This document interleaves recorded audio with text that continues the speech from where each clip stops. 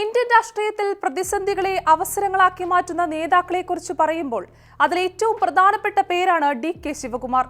കർണാടക രാഷ്ട്രീയത്തിലെ ഏറ്റവും സ്വാധീനമുള്ള നേതാക്കളിൽ ഒരാളായി വളർന്ന അദ്ദേഹം ദീർഘകാല സംഘടനാ പ്രവർത്തനവും രാഷ്ട്രീയ കണക്കുകൂട്ടലുകളും വ്യക്തിപരമായ നെറ്റ്വർക്കുകളും ഉപയോഗിച്ചാണ് തന്റെ സ്ഥാനം ഉറപ്പിച്ചത്. കനകപുരം മേഖലയിലെ ഒരു സാധാരണ രാഷ്ട്രീയ പ്രവർത്തകനായി തുടക്കം കുറിച്ച ഡി.കെ. പിന്നീട് സംസ്ഥാന രാഷ്ട്രീയത്തിലെ നിർണായക ശക്തിയായി മാറി. എങ്ങനെയാണ് ഡി.കെ. എന്ന ദൊദ്ദലഹള്ളി കെമ്പഗൌഡ ശിവകുമാർ കർണാടക രാഷ്ട്രീയത്തിൽ പകരക്കാരനില്ലാത്ത വിധം വളർന്നത്? വിദ്യാർത്ഥി രാഷ്ട്രീയത്തിൽ തുടങ്ങിയ ഡി.കെ. എങ്ങനെ രാഷ്ട്രീയ ചാണക്യനായി? നോക്കാം വിശദമായി. ഞാൻ ഗ്രീഷ്മ. യുവജന കോൺഗ്രസ് പ്രവർത്തനങ്ങളിൽ സജീവമായി പങ്കെടുത്ത ശിവകുമാർ വളരെ ചെറുപ്പത്തിൽ തന്നെ സംഘടനാ കഴിവും ജനങ്ങളുമായി ഇടപഴകാനുള്ള മികവും പ്രകടിപ്പിച്ചു. 1989 സാതനൂർ മണ്ഡലത്തിൽ നിന്ന് ആദ്യമായി നിയമസഭയിലെത്തിയ അദ്ദേഹം പിന്നീട് മണ്ഡല പുനർനിർണയത്തിന് ശേഷം കനകപുരയെ പ്രതിനിധീകരിച്ചു. നിരവധി തവണ നിയമസഭാ അംഗമായി തെരഞ്ഞെടുക്കപ്പെട്ട ഡി.കെ. കർണാടകയിലെ ഏറ്റവും സ്ഥിരതയുള്ള രാഷ്ട്രീയ നേതാക്കളിൽ ഒരാളായി അറിയപ്പെട്ടു. മന്ത്രിസഭയിലും വിവിധ വകുപ്പുകളുടെ ചുമതലകളിലും പ്രവർത്തിച്ച അനുഭവം അദ്ദേഹത്തിന്റെ ഭരണപരമായ കഴിവുകൾ വർദ്ധിപ്പിച്ചു. ഡി.കെ. ശിവകുമാറിന്റെ രാഷ്ട്രീയ വളർച്ചയിൽ നിർണായകമായ പങ്കുവഹിച്ചത് അദ്ദേഹത്തിന്റെ രാഷ്ട്രീയ ഗുരുവായ എസ്.എം. കൃഷ്ണയുമായുള്ള ബന്ധമാണ്.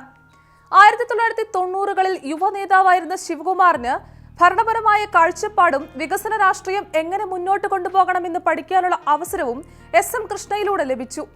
മറുവശത്ത് ഗ്രാമീണ മേഖലകളിൽ പ്രത്യേകിച്ച് വൊക്കലിഗ സമുദായത്തിൽ ശക്തമായ സ്വാധീനമുള്ള ഒരു യുവ നേതാവിനെ കൃഷ്ണയ്ക്കും ആവശ്യമായിരുന്നു. ഇരു നേതാക്കളുടെയും ഈ രാഷ്ട്രീയ കൂട്ടുകെട്ട് പിന്നീട് വ്യക്തിപരമായ അടുപ്പത്തിലേക്കും കുടുംബ ബന്ധങ്ങളിലേക്കും വളർന്നു. 1999 മുതൽ 2004 വരെ എസ്.എം. കൃഷ്ണ മുഖ്യമന്ത്രിയായിരുന്ന കാലഘട്ടത്തിൽ ശിവകുമാർ വെറും മന്ത്രി മാത്രമല്ലായിരുന്നു. സർക്കാരിനെയും പാർട്ടിയെയും ഒരേപോലെ നിയന്ത്രിക്കാൻ കഴിയുന്ന ഒരു സംഘാടകനായിരുന്നു അദ്ദേഹം. ബംഗളൂരുവിനെ ആഗോള IT നഗരമാക്കി മാറ്റാനുള്ള കൃഷ്ണയുടെ വികസന പദ്ധതികൾക്ക് രാഷ്ട്രീയ പിന്തുണ ഉറപ്പാക്കുന്നതിൽ ശിവകുമാർ നിർണായക പങ്ക് വഹിച്ചു. സഖ്യരാഷ്ട്രീയത്തിലെ തർക്കങ്ങളും പാർട്ടിക്കുള്ളിലെ അഭിപ്രായ ഭിന്നതകളും കൈകാര്യം ചെയ്യുന്നതിൽ അദ്ദേഹത്തിന്റെ കഴിവ് അന്നേ വ്യക്തമായി. കർണാടക രാഷ്ട്രീയത്തിൽ ജാതി സമവാക്യങ്ങൾ വലിയ സ്വാധീനമുള്ള ഘടകമാണ്. ഭൂമി ഉടമസ്ഥതയും സാമ്പത്തിക ശക്തിയും രാഷ്ട്രീയ സ്വാധീനവും കൊണ്ട് ശ്രദ്ധേയമായ വൊക്കലിഗ സമൂഹത്തിൽ ശിവകുമാർ ക്രമേണ ഏറ്റവും പ്രധാനപ്പെട്ട നേതാവായി വളർന്നു. ജനങ്ങളുമായി നേരിട്ടുള്ള ബന്ധം നിലനിർത്തുന്നതിലും പാർട്ടി പ്രവർത്തകരെ ഏകോപിപ്പിക്കുന്നതിലും അദ്ദേഹത്തിന് പ്രത്യേക കഴിവുണ്ട്. മൃദു നേതൃത്വ ശൈലി അല്ല അദ്ദേഹത്തിനുള്ളത്, മറിച്ച് ശക്തമായ നിയന്ത്രണവും കർശനമായ തീരുമാനങ്ങളുമാണ് ഡി.കെ.യെ വേറിട്ട് നിർത്തുന്നത്. അതുകൊണ്ട് തന്നെ അനുയായികളിൽ വിശ്വാസവും എതിരാളികളിൽ ജാഗ്രതയും ഒരേ സമയം സൃഷ്ടിക്കുന്ന നേതാവായി അദ്ദേഹം അറിയപ്പെടുന്നു. അദ്ദേഹത്തിന്റെ രാഷ്ട്രീയ ജീവിതത്തിലെ ഏറ്റവും വിവാദപരമായ സംഭവങ്ങളിൽ ഒന്നായിരുന്നു 2017 ആദായ നികുതി വകുപ്പ് റെയ്ഡ്. രാജ്യസഭാ തെരഞ്ഞെടുപ്പിന്റെ പശ്ചാത്തലത്തിൽ ഗുജറാത്തിൽ നിന്നുള്ള കോൺഗ്രസ് MLA-മാരെ ബംഗളൂരുവിലെ റിസോർട്ടിൽ താമസിപ്പിച്ചതിന് പിന്നാലെയായിരുന്നു പരിശോധനകൾ നടന്നത്. വീടുകളിലും ഓഫീസുകളിലും ഉൾപ്പെടെ നിരവധി സ്ഥലങ്ങളിൽ ഒരേ സമയം റെയ്ഡ് നടന്നു. വൻതോതിലുള്ള കണക്കിൽപ്പെടാത്ത പണം കണ്ടെത്തി എന്ന റിപ്പോർട്ടുകൾ പുറത്തു വന്നതോടെ ദേശീയതലത്തിൽ തന്നെ വലിയ രാഷ്ട്രീയ ചർച്ചകൾക്ക് വഴിവെച്ചു. കേന്ദ്ര ഏജൻസികൾ രാഷ്ട്രീയ ലക്ഷ്യത്തോടെ പ്രവർത്തിക്കുകയാണെന്ന ആരോപണവുമായി കോൺഗ്രസ് രംഗത്തെത്തിയപ്പോൾ വിഷയത്തിന് കൂടുതൽ രാഷ്ട്രീയ നിറം ലഭിച്ചു. പിന്നീട് പണം വെളുപ്പിക്കൽ ഉൾപ്പെടെയുള്ള വിവിധ നിയമ നടപടികളും ഈ കേസുമായി ബന്ധപ്പെട്ട് തുടർന്നു. എന്നാൽ വിവാദങ്ങളും അന്വേഷണങ്ങളും ശിവകുമാറിന്റെ രാഷ്ട്രീയ മുന്നേറ്റത്തെ തടഞ്ഞില്ല. മറിച്ച് ഓരോ പ്രതിസന്ധിയെയും രാഷ്ട്രീയ മൂലധനമാക്കി മാറ്റാൻ അദ്ദേഹത്തിന് സാധിച്ചു. കോൺഗ്രസിനുള്ളിൽ പ്രശ്നപരിഹാരകൻ എന്ന നിലയിൽ അദ്ദേഹത്തിന്റെ പ്രതിച്ഛായ കൂടുതൽ ശക്തമായി. തെരഞ്ഞെടുപ്പ് തന്ത്രങ്ങൾ രൂപപ്പെടുത്തുന്നതിലും പാർട്ടി പ്രവർത്തകരെ സജ്ജമാക്കുന്നതിലും ധനശേഖരണത്തിലും സഖ്യരാഷ്ട്രീയം കൈകാര്യം ചെയ്യുന്നതിലും അദ്ദേഹം പാർട്ടിയുടെ വിശ്വസ്തനായി മാറി. 2020 കർണാടക പ്രദേശ് കോൺഗ്രസ് കമ്മിറ്റി അധ്യക്ഷനായി ചുമതല ഏറ്റത് അദ്ദേഹത്തിന്റെ രാഷ്ട്രീയ ജീവിതത്തിലെ നിർണായക വഴിത്തിരിവായിരുന്നു. അന്ന് കോൺഗ്രസ് സംസ്ഥാനത്ത് പ്രതിസന്ധിയിലായിരുന്നു. പാർട്ടിക്കുള്ളിൽ വിഭാഗീയത ശക്തവും. പല നേതാക്കളും വ്യത്യസ്ത കേന്ദ്രങ്ങളിലായി പ്രവർത്തിച്ചു. ഈ സാഹചര്യത്തിൽ സംഘടനയെ പുനഃസംഘടിപ്പിക്കാൻ പ്രവർത്തകരെ സജീവമാക്കുകയും ജില്ലാതലത്തിൽ നിന്ന് ബൂത്ത് തലത്തിലേക്ക് വരെ ശക്തമായ ശൃംഖല സൃഷ്ടിക്കുകയും ചെയ്തത് ശിവകുമാറിന്റെ നേതൃത്വത്തിലായിരുന്നു.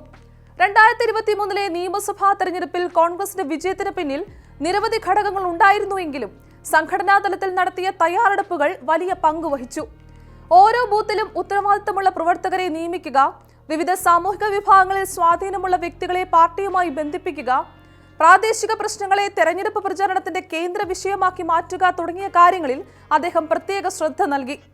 തെരഞ്ഞെടുപ്പ് യന്ത്രം കാര്യക്ഷമമായി പ്രവർത്തിപ്പിക്കാൻ ആവശ്യമായ ഘടന അദ്ദേഹം മുൻകൂട്ടി ഒരുക്കിയിരുന്നു. രാഷ്ട്രീയ നിരീക്ഷകർ പലപ്പോഴും പറയുന്നത് സിദ്ധരാമയ്യ ജനകീയ നേതാവും ആശയപരമായ മുഖവുമാണെങ്കിൽ ശിവകുമാർ സംഘടനയുടെ എഞ്ചിനാണെന്നാണ്. പാർട്ടിയെ പ്രവർത്തിപ്പിക്കുന്ന യഥാർത്ഥ സംഘാടകൻ എന്ന വിശേഷണം അദ്ദേഹത്തിന് ലഭിച്ചത് ഇതുകൊണ്ടാണ്. ഒരു സ്ഥാനത്തേക്ക് ഒരാളെ മാത്രം വളർത്തുന്നതിന് പകരം ഒന്നിലധികം നേതാക്കളെ ഒരേ സമയം വളർത്തിക്കൊണ്ടുവരുന്ന രീതിയാണ് അദ്ദേഹത്തിൻ്റെത്.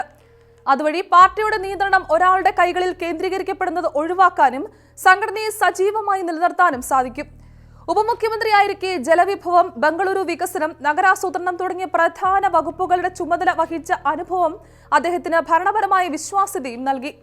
അതേസമയം ബംഗളൂരുവിന്റെ ഗതാഗതക്കുരുക്ക്, അടിസ്ഥാന സൗകര്യങ്ങളുടെ സമ്മർദ്ദം, കുടിവെള്ള പ്രശ്നങ്ങൾ, നഗരവികസനത്തിലെ അസന്തുലിതാവസ്ഥ തുടങ്ങിയ വെല്ലുവിളികൾ ഇപ്പോഴും നിലനിൽക്കുകയാണ്. വടക്കൻ കർണാടകയിലെ ജലക്ഷാമവും കർഷക പ്രശ്നങ്ങളും മറ്റൊരു പ്രധാന വിഷയമാണ്. ഭാവിയിൽ DKയുടെ രാഷ്ട്രീയ പാരമ്പര്യം നിർണ്ണയിക്കുന്നത് തെരഞ്ഞെടുപ്പ് വിജയങ്ങളിലല്ല, മറിച്ച് ഭരണപരമായ പ്രകടനമായിരിക്കും.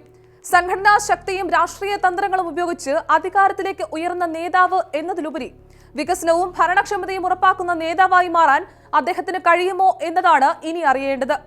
പ്രതിസന്ധികളെ അതിജീവിച്ച് മുന്നേറുന്ന നേതാവെന്ന നിലയിൽ അദ്ദേഹം ഇതിനോടകം തന്റെ സ്ഥാനം ഉറപ്പിച്ചിട്ടുണ്ടെങ്കിലും ചരിത്രത്തിൽ അദ്ദേഹത്തെ എങ്ങനെ ഓർക്കുമെന്നത് അദ്ദേഹത്തിന്റെ ഭരണകാലത്തെ തീരുമാനങ്ങളാണ് നിർണ്ണയിക്കുക.